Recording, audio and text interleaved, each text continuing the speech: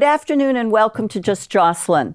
Today I have Al Fulchino, but he's not here, unfortunately, to talk about his winery and all the wonderful events that go on, but we will come back to that at another show.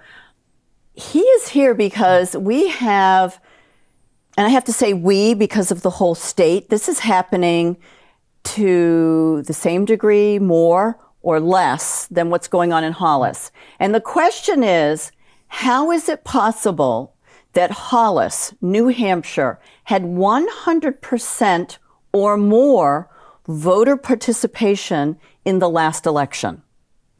This is not something that we haven't seen before. We all remember Marilyn Todd and Wyndham and going through all the various towns. We had towns that had 120% voter participation, 102, 130, all sorts of wild numbers.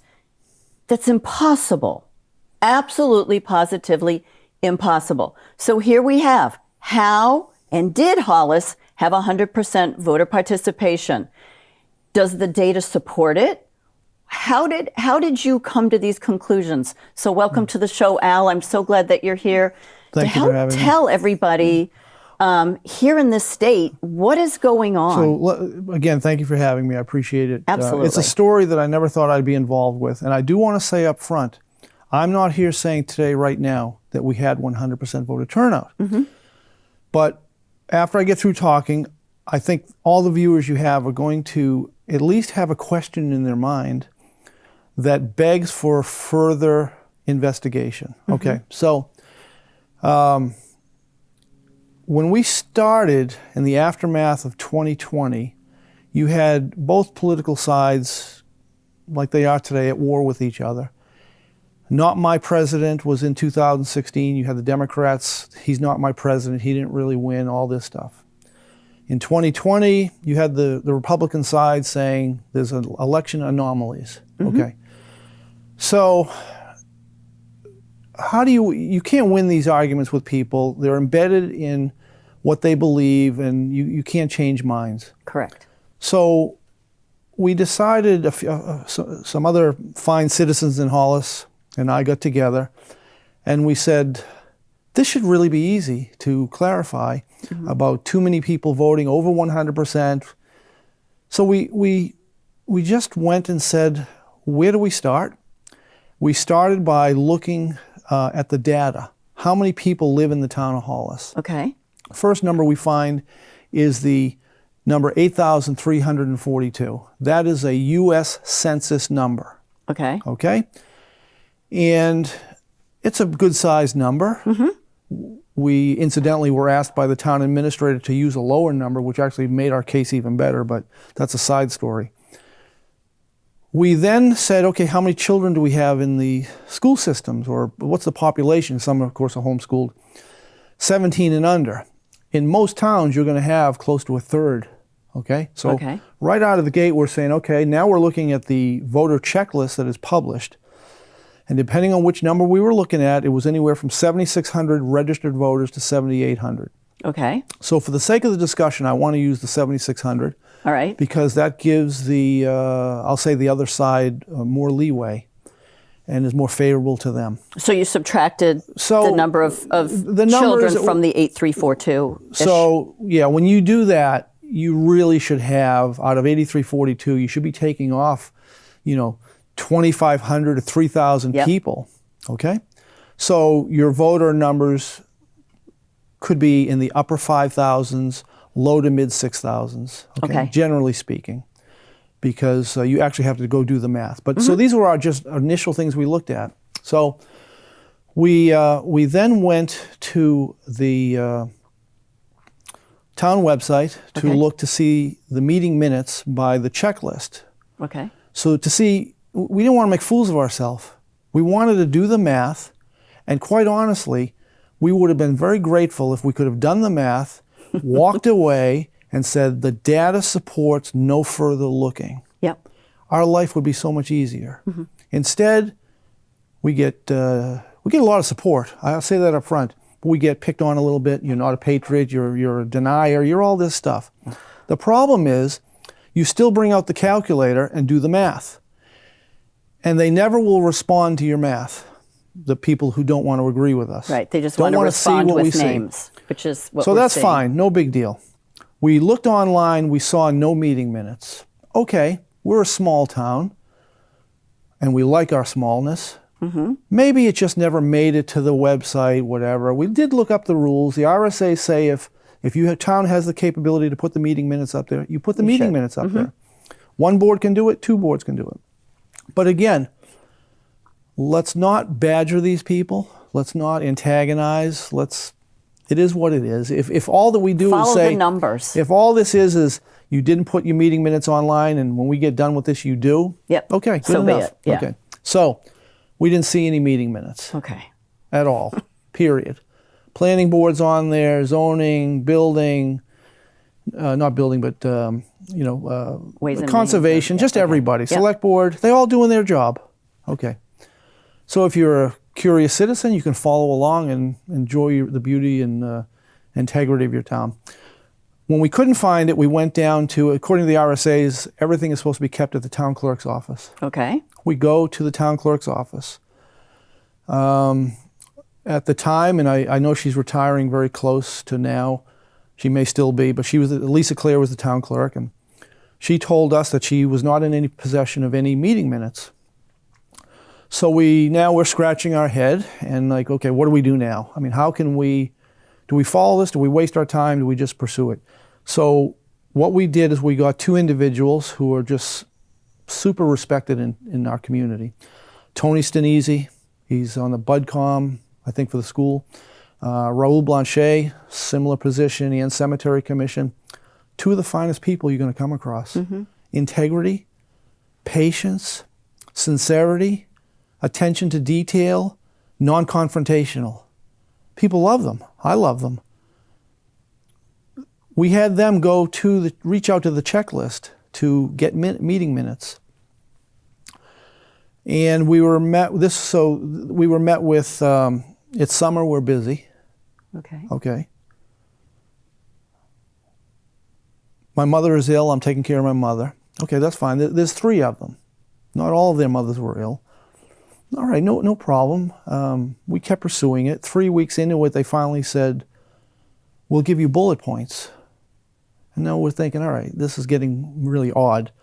We just want to see the meeting minutes. You're supposed to have this. This is data. Can we just sit down with the binder and flip through it? Yeah, something? flip through it, whatever. Yeah, we want to be, we're a bunch of... Not to distract, but, or you can do what what happened in Nashville for the ballot counting. And you could read it, that fast. Yeah. That's very odd. Anyways, we couldn't get anywhere. And we said, no, we want the meeting minutes. And they just rebuffed us. I reached out to our state senator, Kevin Avard. What do? He said, well, you can reach out to Secretary of State's office. We do. We deal with a gentleman by the name of Bud Fitch. And we go back and forth, and he was kind enough to highlight what the RSAs say, which is, you ask for them, they shall give. And we're into week 8. Nothing is happening. I reached out to him again. I said, you mentioned you would call them. Can you call them? And he obliged. And within a few days, we got meeting minutes. Okay? The meeting minutes, now they gave us meeting minutes that they said were for 3 years, 2020, 21, 22. They meet almost monthly, and in some cases they have an extra meeting here or there based on elections and whatnot. So in theory, 3 years should have close to 30 meeting minutes, sets of meeting minutes. Right. Okay? And we had 7 sets. And they all came with redacted signatures. So we scratch our head and say, okay, let's ignore the redacted signatures. Let's look at the math on there and just with the names that they presented to us. It looked a little like it was put together.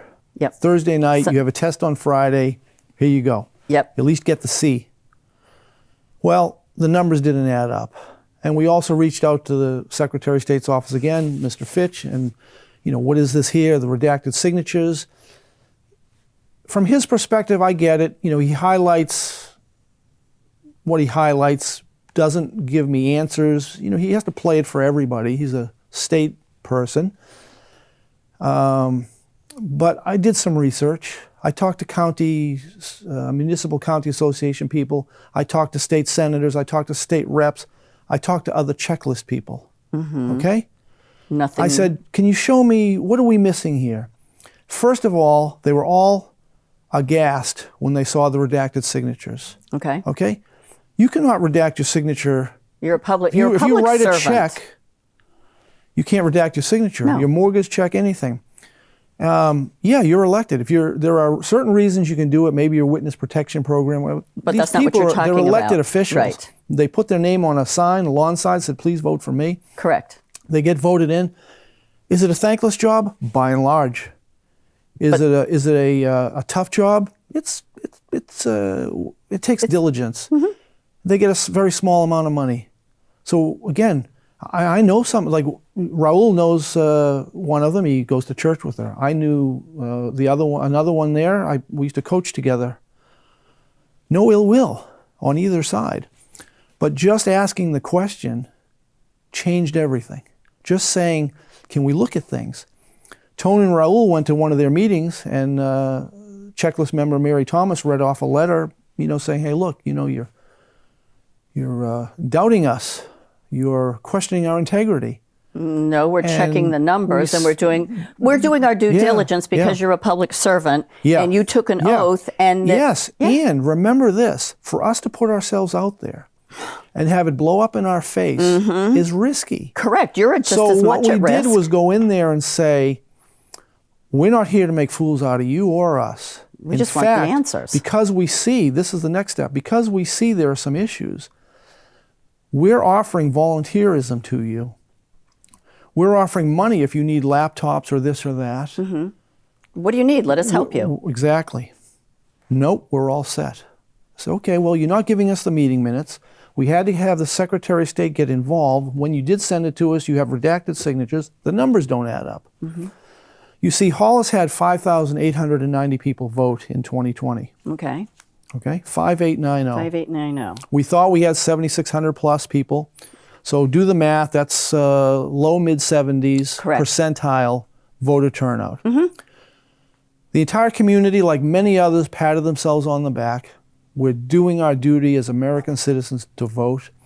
And there should be great turnout. You had Joe Biden, people loved and hated. You had Trump, loved and hated. You had COVID, people are in. You had absentee ballots. Crazy year. Wasn't much left else to do except eat from takeout, order your drinks, and vote. So you should have good voter turnout. Now here's the problem. 2020, by fate, is a year ending in 0. And in the state of New Hampshire, every 10 years, the state does a purge. And they have their own little items, what makes up a purge, to clean up voter lists. People haven't voted for a certain period of time, et cetera. They have their criteria. Moved. Whatever's on their list doesn't even matter to me. Within months of the election, in Hollis, they cleaned up 1,390 voters. Okay? Again, just math. So we go from the 70, you have to also recognize, yes, people register to vote. There's a few changes that happen, but you're only talking a few months. We're a small population. Yeah. Our new voter registration after the purge was 6,301. But if I subtract 1,390 from 5,890, that's 4,500. Well, you're not subtracting. You have the number of voters, so your new numerator is the same as the old, 5,890. Yeah. Your new denominator is what changed. Instead of the 7,600 plus, you're now down to 6,301. You do the math on that now, and you're about 93% voter turnout. You can stand up and make the case. You're taking the voter number on one date, and several months later you have another date. That's true. I'm with you. But now we're at 93%. And yes, people moved in. But remember, somebody sells a house, usually 2 adults leave, 2 adults move in. And if kids move in, they're not 18, so they don't count unless they're 18. The point is, again, just the numbers. It's pretty So now we're looking at these things, we're saying, okay, let's put that aside. We were not there to prove that you had 100% voter turnout. We were there only to find out what are the facts and what are the procedures. Along the way, we found out the meeting minutes were like, where are they? We were finding out we had redacted signatures. and a few other things we found along the way. We, in our back pocket, had a list of over 400 names of people going as far back as 2019 that had submitted permanent change of address requests, moving out of Hollis. Were they still on the list? Still on the list. Well, the list we had, what we had was just the list. That way it could be a pure list. There's no politics involved. These people went to the post office and said, my name is John. That's the USPS. I live at this address. I'm moving to Naples, Florida, California, Wilton, New Hampshire. Okay? Now, then you take that data and you would insert it and figure out where it all plays out. Now, we just held on to it, okay? Because I also, in talking to other checklist people, I said, you know, our state just had almost 20% cleaned up by the state. How much did you have? 5%, 3%, 7%. Well, what do you do that's better? Why are we having this? I'm making you aware of what's going on, and they would tell me. We check the obituaries, we check the address changes, all the normal stuff, driver's license and property transfers. And I said, the state had 250,000 names cleaned up, voters they cleaned up. Yeah. We only have 1.3 million people. If you have 300,000 17 and under, now you've got 1 million and you're cleaning up 25%. And I'm seeing that you did a good job, and you did a good job, and you did a good job. That means certain communities are doing really bad, because if the statewide we cleaned up 25%, and many of you are doing 5%, 3%, 7%, that means some might be doing over the 25%. So where do we stand? So we said, well, let's look at Hollis. And along the way, there's many things, and I try to remember everything for you, but remember, we have these names in our pocket. We know we're going to go lower than the 6301. Right. Okay? Along the way, people come in, they move in, the voting, same-day voters, whatnot. We go up to 6,500. I think we went up to 6,700 in the last couple of years. Okay. Along the way, there was one, it literally was just over a year ago, November 14th, there was a select board meeting where they called in all the checklist people to be debriefed on the election. And the checklist people come in, and my group of Tony Stanisi, Raul Blanchet, Mike McCormick, Ken Blumenshine, myself, we're sitting in the audience. And we're watching. And we're feeling a little low because the board is heaping huge praise on this group, which is fine. But we felt a little defeated because we were doing the best we could. We knew something wasn't right, but we didn't quite have what it was. We watched them all take the praise, and we got a little ridiculed by the select board for social media commentary that we were sharing with the community. And they also were asked, do you need any tools? First of all, they all accepted the praise. Thank you, thank you, thank you. Tom Davies said, it's a tough job, but we got it under control. Do you need money? Do you need tools? No, we got it under control. I was feeling pretty low. By this point, a couple of our people, they're really mad because they know these people, and they're like, you're not being straight. If you had it under control, we wouldn't not only be off what the state knew we were off, you wouldn't be off what we have in our back pocket. Okay? We're letting you play it out. Overall, we offered the checklist folks help and money 3 times. And here's the select board offering it another time. A 4th time. A 4th time. Nope, all under control. We don't need any help. We need nothing. I'm sympathetic to people making mistakes. Maybe they're a teeny bit in over their head. Maybe they didn't quite see something, and then being a little embarrassed. So you forgive them a little bit. I'm going to go way over your time. You're fine. So we'll take a break, and we'll come back and do the other half. So I'm sympathetic. But we have offered you the help privately. We did everything privately behind the scenes. And when you rebuffed us and ridiculed us, now it takes on a fight. Anyways, 2 of our people, Tony and Raul, went out in the hallway as the checklist people accepted their accolades and went out. And we look like we're the bad ones. The checklist people go to leave, and Tony and Raul went out and said, you know, this isn't right what just happened here. And I'm not privy to everything because I didn't witness it myself, but I know that's what they were doing. I can hear it getting louder. We stayed in there just to see if there's any more feedback. Correct. We walk outside, and they're talking. And I'm thinking, okay, again, we're not here to condemn them, crucify them. I go to them, I said, what is this? And I present my phone. I said, these are redacted signatures. What is this about? We get into this, whatever. We're getting a little loud. We go outside, just outside the door. And I said to the 3 checklist people, I said, this has never been personal. It's all about numbers. I said, let me read you what one of your colleagues, another town's supervisor of the checklist, said about what I'm showing them. Mm-hmm. Oh my God, what have they been doing? This is literally their job. I said to Mary, I said, this is what they're saying, not us. Mm-hmm. We're just trying to get to the bottom of it. And she had a moment, and in front of us all, she said these 3 things. We knew the voter rolls were overinflated. And I'm like, okay. We knew we were not sending out the 30-day letters on a timely basis. I'm okay. We knew. And I said, now I have feelings now. I said, would you go inside with me? Because we just got hammered in there. And now you're telling everything that we know is true that you kind of hid. Mm-hmm. And they were willing, but one member went in, and the board said, sorry, we are in non-public session now. Okay. It's funny how things work out. Isn't that funny how timing? The next day, I'm at our town transfer station, and I see one of the select board members. And I say, I'm going to share something with you right now. And he was like, oh my, well, they weren't being upfront with us. Huh. I said, no. And I said, I have witnesses, all this occurred.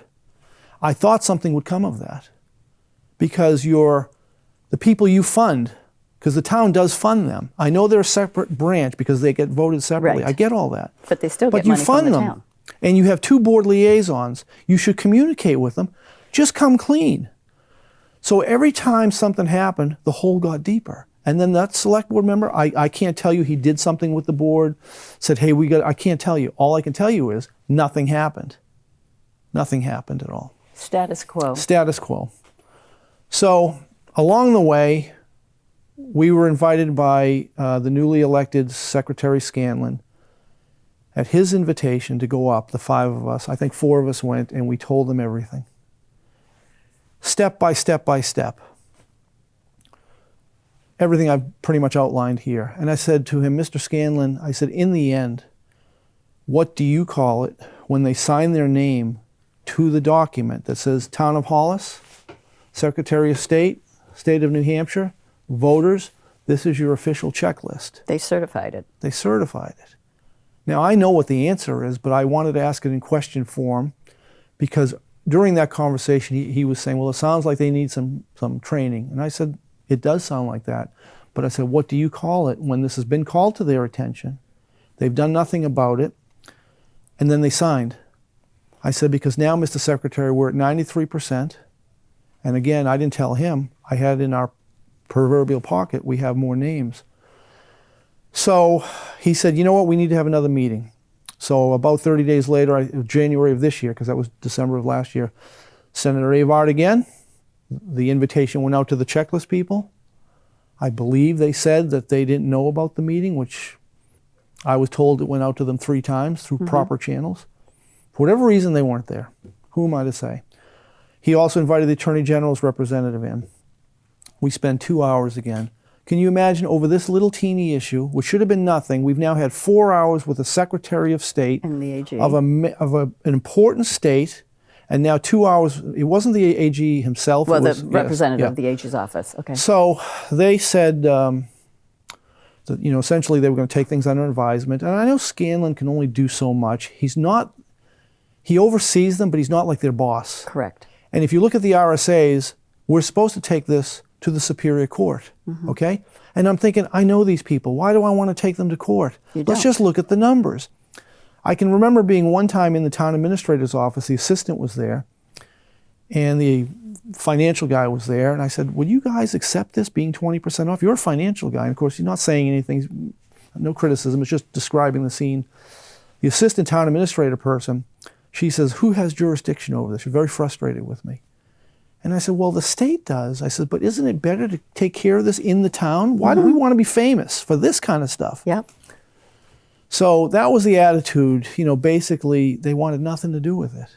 And I don't understand that, because we offered to be friends and courteous and respectful. Let's fix this. Let's just fix it. Yeah, let's point out the problems. Let's fix it. Let's take a quick pause right there, and we'll take a quick break, and then we'll come back, and you can finish up the story. Okay. So we'll be right back. We're going to take a break and see you in a few. Welcome back to Just Jocelyn, and I am still here with Al Fulchino. Oops. And he is going to continue with this, I'd like to say story, because it started off as a story that of concerns in a small town called Hollis, and why some basic data and numbers could not be discussed, and problems issued, and a remedy arrived at. So to me, it's no longer a story. This is now turned into a problem and a lot of drama. At least an event. An event. Yeah, needless drama. So Yeah. I'll sum up real quick. None of it ever had to happen. The numbers, all to anybody who has a brain, the numbers didn't add up. They wanted no part of it being public, that there was numbers that didn't add up. Okay. And we give them that mulligan because if you're in over your head, whatever, you don't want to be embarrassed. But again, we tried to do everything behind the scenes. And with everything that accumulated, redacted signatures, numbers not adding up, not having meeting minutes posted, and then finally admissions from an actual checklist person that we were not, we weren't routinely sending out what we're supposed to send out. You now have a very interesting story that has a life of its own. We never anticipated being there. We anticipated continually taking it on the chin, being criticized, ridiculed, but the math never lied. Math never lied. We went to the board and said, look, 2 weeks ago at your last meeting, you complimented all of the checklist people, you patted them on the back, you asked if they needed any help, they accepted all your congratulations. We sat there with egg on our face. They told you they had it all under control, and then less than 30 minutes after your meeting, they started coming clean. Well, we were right all along. I'm hoping to trigger somebody out of the 5 members to stand up and say, you know what, you guys did a good job. And if they had said right then, can we all sit down and just analyze it together? Yep. Show us what you found. Show us what you We'll show think. you. You show us procedures. We'll help you. We'll make your life easy. You continue to take your salary. I know it's small. We'll take nothing. We just don't want Hollis to be a bad story. Correct. So nobody bit. I mean, they Just blank faces. they should have co-opted us and said, let's work together. Now we're a team. Well, they didn't want any part of that. So very puzzling. Again, in our back pocket, we have a bunch of names. So we get the message from the Secretary of State's office and Attorney General. They're going to go meet with the town, with the people in Hollis, and have a sit down and go over procedures and whatnot.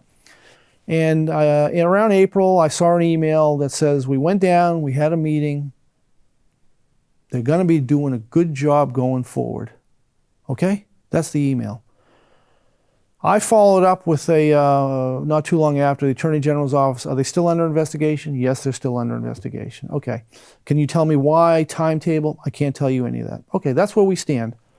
Time continues to go on, and every time time goes on, you worry that everything will just fall apart. Correct. So we waited a couple more cycles of their meetings, which they are now posting meeting minutes. God bless. You're doing what you're supposed to do. But you never would have if we hadn't been there. And to this day, there's never been any owning up to that. Okay? But we have kids. They eat the cookies. They don't want to tell you they ate the cookies. Okay. We don't need to be congratulated. Okay? Bottom line is, we see some cycles.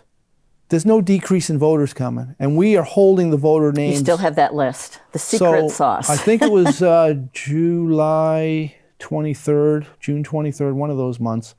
Mike McCormick and I went to the town, at one of the checklist meetings. Present was Robin Dunn, present was Tom Davies. Cordial conversation. We're discussing percentages, and I'm saying, I want you to see where we're coming from. I don't want to be your enemy. I said, you had 73% voter turnout.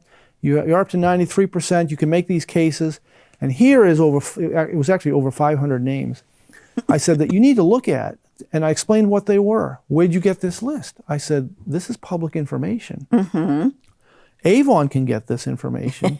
And other checklist people in other towns, they get this information. Yep. So now here's the problem. You were 20% off.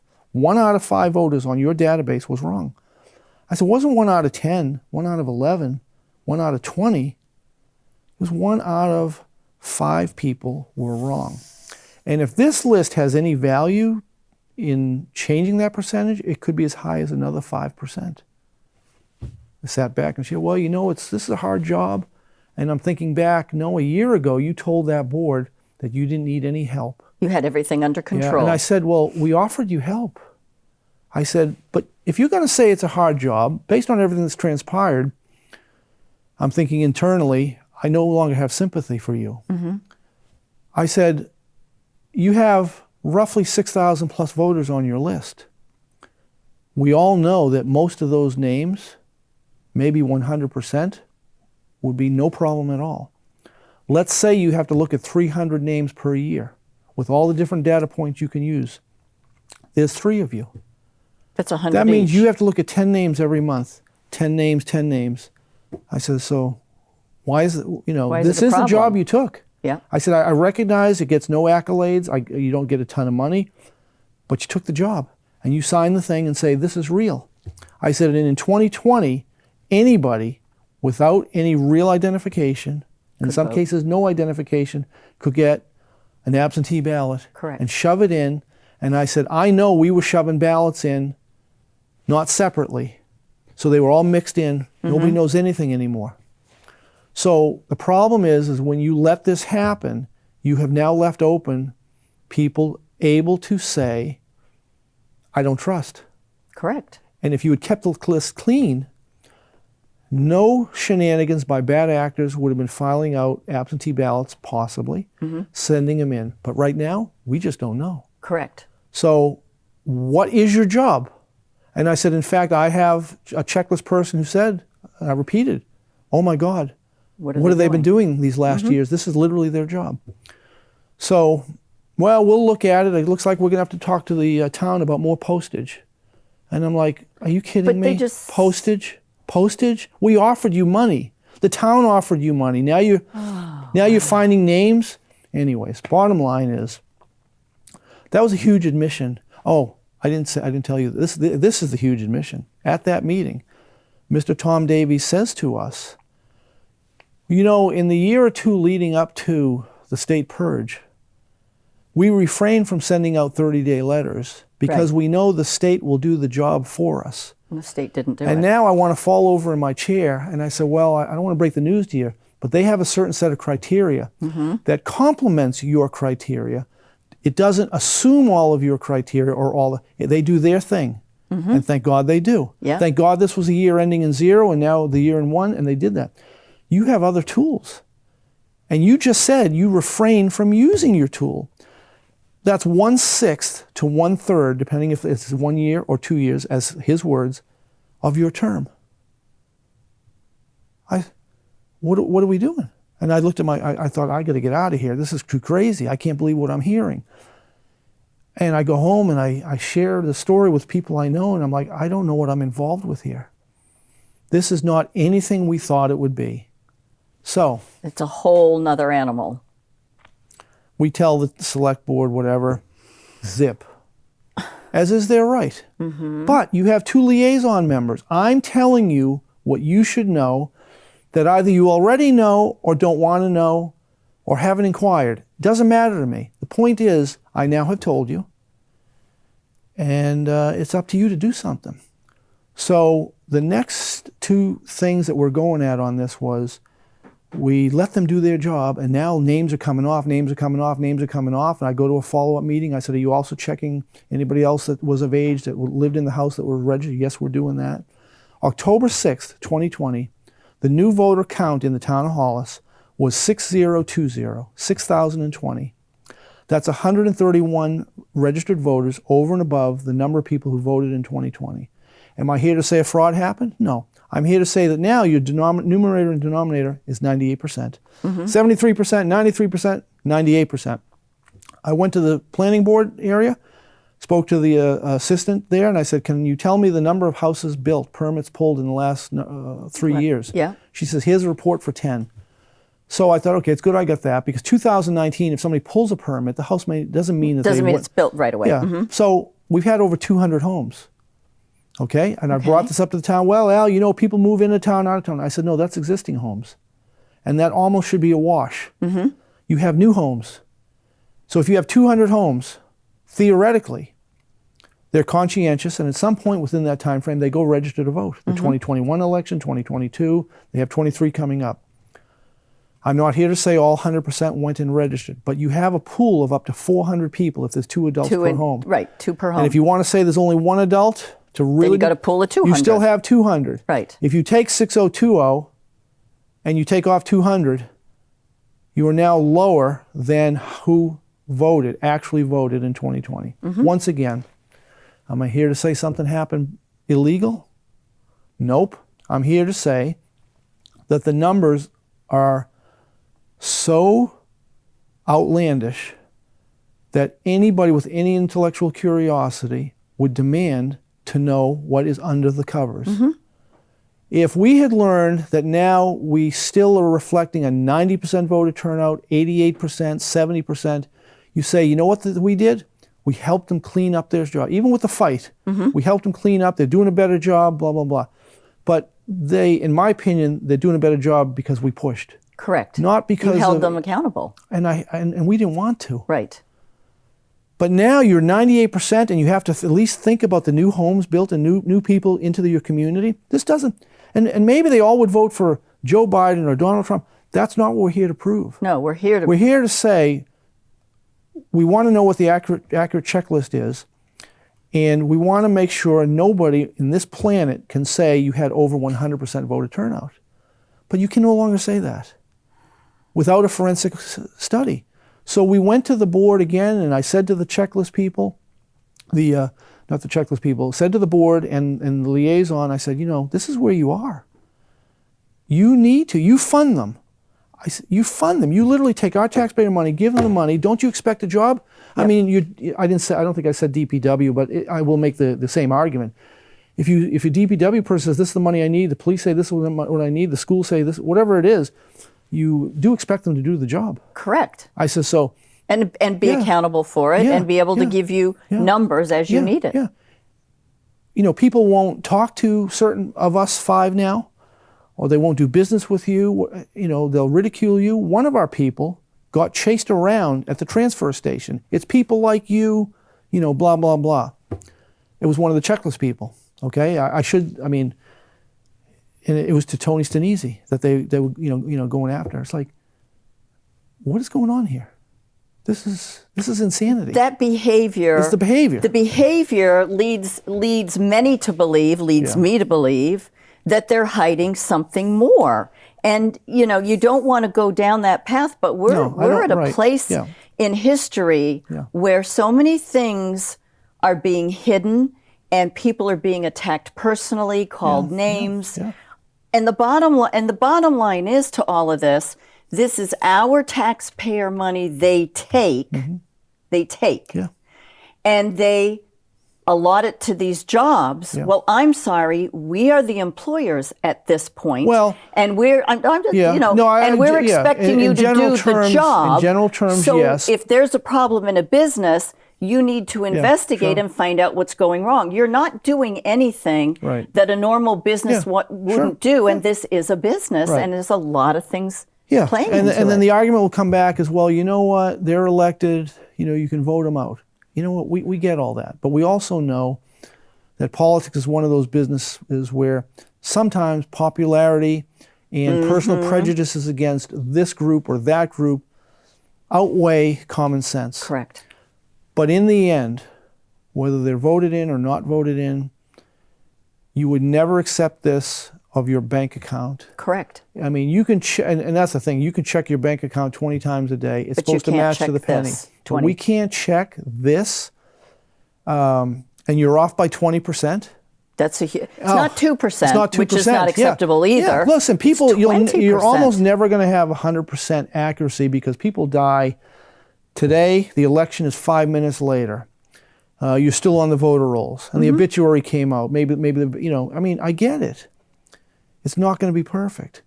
But in one meeting, I was present with Mike McCormick and Tony Stanisi, and Mary Thomas came up to have a little discussion with us, and we were, it was cordial. These aren't people, they're normal people. normal people. Yeah. But there's either a small measure of incompetence to another greater measure of we're doing the best we can, to another measure of we don't want to be seen that we didn't know what we were doing. And then there's the other measure, which I'm not here to quantify in terms of was anything done malicious. But I to see so many inconsistencies and problems, I don't want to take anything off the table but what the reason is. Let's just assume, for the best in all of us, that there was just a few errors made, kindly. Mary Thomas came up to us because I explained to her, I said, look, Mary, some towns are 5%, whatever. I said, you're 20, and these numbers, they're going to make you maybe 25% off. She looked me in the eye and said to me, are you telling me, Al, that you think it's statistically significant to be 5% off or 20 or 25% off? Okay? So I don't know what to say. I'm only here to tell you a story. And I have no reason to make these things up. I know what has happened. Is it statistically significant? Let's get Now, Marilyn Todd on the phone. Well, she's a forensic auditor. If they didn't say that stuff, I wouldn't be here to share the story. Correct. We're like, let's just fix it. But then when they say that to you, how do you talk equally? How do you work together? Because if you find it acceptable to be 20 to 25% off, and just not that important, I don't know what matters. And I talked to a state official today. He's like, Al, what do you think? Do you think somebody voted illegally? I said, well, look, it's in the numbers. Do the data. If you hit 100%, maybe somebody voted, shouldn't have voted, but if you hit 101%, I said, I don't even need to know their names. Nope. Because I don't need to know if it's 102, if you hit anything over, if it was 100.1%, somebody voted or shouldn't have voted. Yep. I don't need to know their names. I said, so all we have done here is uncover what the problems are. And I know we don't want that. We don't want to jeopardize first in the nation and all that, and all the great good that many checklist people in the state do, town moderators, all of that. So many great people. Now, just a week and a half ago, it was the anniversary, and I did bring a cake. Probably shouldn't have, but I brought a one-year anniversary cake to celebrate that stuff. And I reminded the board of where we stood. It's 2 minutes. I get to speak 2 minutes. It's a public commentary. You don't really get to, there's no interaction. I did ask to be on the agenda to speak to and work with the liaisons to say these are the things that you want to ask and ask for when you hand them the money. Because you do come up with the budget and you present it to the budget committee. And you work together, and the checklist people say, this is how much money we need. You work, that's how it's done. I said, so these are the things you want to look for. That's what we wanted to say. They didn't want us on the agenda. So all we have is, we get the crumbs. We get the 2 minutes, and we get to say our thing. They stay quiet, which is their choice. We're not here to offend. We're not here to go over our time. We're not here to attack anybody. Mr. Whalen, Tom Whalen, is a select member. He decided he would speak to this issue. After we were done, they did a little business they had to do, and he put on his glasses and he starts reading, and he starts talking about us and our checklist issue in a very indirect way. And essentially it was, these people won't call themselves patriots, the checklist people. They work hard, they do this, they do that. They won't call themselves patriots, but I will. That's the essence. That's not word for word. That's the essence. And of course, that's an insult to us because that means by questioning, we're not patriots. Correct. So 2 weeks later, you go up again, put it on the calendar, you show up and you say, Mr. Whalen, you referred to your people as patriots, that's fine. Your patriots had no meeting minutes. Your patriots said they refrained from sending out 30-day letters for 1 to 2 years. Your patriots redacted signatures. Your patriots said we knew the voter rolls were inflated. My patriots, and I named the guys, they're all owed a debt of gratitude. They took it on the chin. They were chased around transfer station, one of them was. And I said, I'll take my patriots. And then you sit down and you don't hear anything. Yep. That's where we stand right now. We need a forensic audit. Otherwise none of this matters, and I'm okay with nothing matters. I can retire to Italy. I can go do this, go do that. And if nobody else cares, I can't save the world. Nope. I'm not here to save the world. I'm not here to save the town. But you are here. We are here to point out that's what we're doing. Significant discrepancies. Mm-hmm. We have, in the few minutes we have here, I just want to tell everybody, thank you so much for telling the story. Mm-hmm. Yeah. Some people may say, oh my gosh, let it go. Yeah. But you can't because your vote counts. Every vote counts. And when someone dilutes it, or somebody steals it, or somebody messes with the numbers, or somebody doesn't do their job removing or adding in people, we have a problem.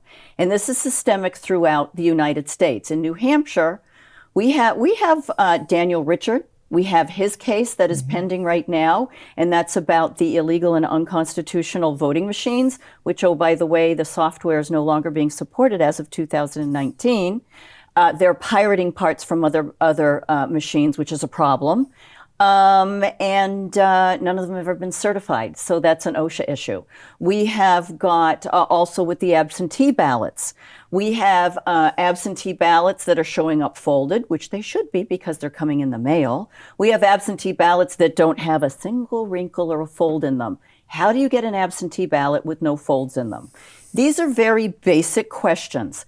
How do you have an absentee ballot that it does not have an affidavit and has never been notarized? You and I, and the rest of us have to, we go to vote and we vote in person.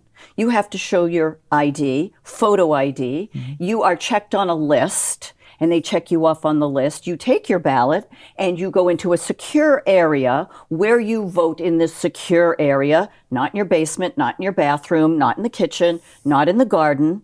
And I'm not being sarcastic. I'm pointing out a very huge discrepancy. We leave the secure area with our ballot, and we are watched by security. We are watched by town clerks, moderators, etc., as we choose to put them in the machine or not, to have them hand counted, which is your choice. It's a side pocket. And absentee ballots, there's only originally 2 reasons, now 3. For asking for an absentee ballot, and that's you're out of the state or out of the country, you are severely disabled, or it's a religious exemption. What happened during COVID was not passed by the legislature, so those are not reasons. My dog ate the ballot. My boss wouldn't let me off work. The weather was terrible. Those are not constitutional reasons to ask for it. That set aside, if that is allowed, if we vote it in and it's being allowed, you must have a proper affidavit and a person who can notarize it to say you are the person that signed that piece of paper. You can't go to court. I can't scribble something on court and go, this is my affidavit. Well, it's not notarized. Every legal document has to be notarized, and we're not getting that. So that is a problem in every single town, for every single election, and it's being poo-pooed, it's being ignored. And you come forward and tell us this story that is really, it's quite simple to fix, but they're unable or refusing to fix it, and that adds more doubt for me and for many, many voters in a country that's supposed to be freedom. Not liberty, that's a different word. Freedom. And it's not right now, and a lot of people are upset. So I say thank you No thanks from the necessary. bottom of my heart. No, I do, because you know I'm fighting, and there's a bunch of us that want equality. We don't want discrimination, and we want honesty. We want our votes to count. That's why we're here. That's why we're Americans. So thank you from the bottom of my heart for bringing this forward. People, you have any questions, reach out to Al, reach out to anybody in your town. It is your job to make sure that your rights are not being diluted, your vote is not being diluted, and that the people that are our public servants that we voted in, that's not carte blanche to do whatever you want. We voted them in because they swore they would do what we needed them to do, what was right and what was constitutional, and we're not seeing it. I'll give you the last word. I would have been much more rested and less conflicted if early on everybody worked together, and the worst thing I would have been called is you were on a foolish errand, and you're one of those people. But instead, we saw things we never expected to see, and I don't know what else to add. I wish this problem didn't exist. I do too. I'm disappointed, and I've lost faith. But I know that every step of the way we had no choice but to ask the question and continue on. Yeah. Wow. Well, thank you. And I definitely want to have you come back and, let's figure out what's going on. We have a lot of cases in this state right now, and they're about voter integrity. They're about ballots. They're about all of this. So it is a problem that's everywhere, and we must make sure that it is fixed and that we can trust our elections and our officials.